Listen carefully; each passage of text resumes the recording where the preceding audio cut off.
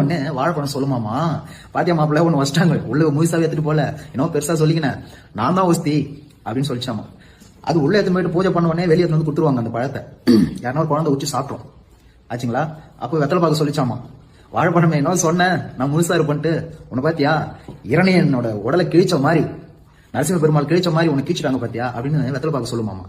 வெத்தலை பாக்கு கொஞ்ச நேரம் கழிச்சு ஒரு பாட்டி வந்துச்சுன்னா அந்த பாட்டியை வாங்கி அந்த வெத்தலை பார்க்க அங்கேயே போட்டு மென்னுடுமாமா. போச்சுங்களா. அப்புறம் இது மூணு நினைச்சுக்கலாம். ஆமா இந்த ₹1 ஒரு பையில ஒருத்தனை பார்த்துமே எங்க அவனை காணும் அப்படின்னா அவன் தான் உள்ள தீபாராதனைக்கு கற்பூரமா ₹1 கற்பூரம் தான் பகவானை சுத்தி வருது.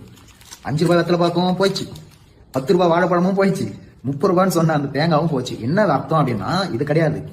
தேங்காய் உடையுது பாத்தீங்களா, நம்மளோட ஆணவம் அங்கேயே உடைஞ்சிடணும், விட்டுணும். தேங்காய் எப்படி பல்லுன்னு உடையுதோ அது போல நம்ம ஆணவத்தையும் விட்டுணும். ரெண்டாவது இந்த வாழைப்பழம் தோல் உரிச்ச மாதிரி உங்க கர்ம வினைகள் உறிஞ்சிரும். மூணாவது இந்த வெத்தலை பாக்கு மாயமா வயிற்றுக்குள்ள போச்சு பாத்தியா.